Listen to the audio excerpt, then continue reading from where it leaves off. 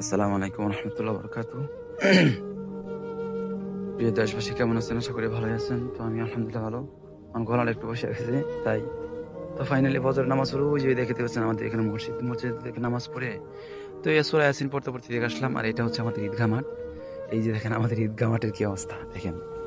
এই যে এটা হলো মিম্বার, এইখানে এইটা দেখেন, এইটা হলো মিম্বার। এখানে দ্বারা ইমাম সাহেব খুতবা দেয়, ঠিক আছে।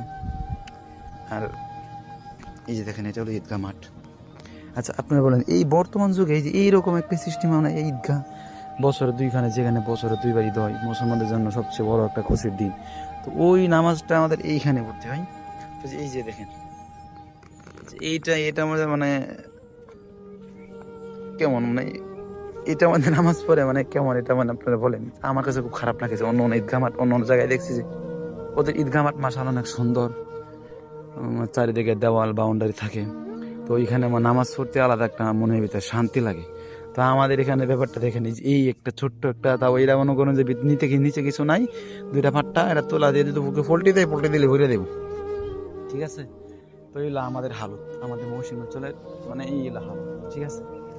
তো সবাই দোয়া করবেন আমাদের জন্য, আজ যেন দ্রুত এই কাজ যাতে হয়। ও যারা করে চেষ্টা করতেছে করার জন্য, তো সবার জন্য দোয়া দরকার, সবাই দোয়া করবেন যাতে আমাদের ঈদ খামারটা দ্রুত সুন্দর হয়, যদি সুন্দর করতে পারি। আসসালামু আলাইকুম।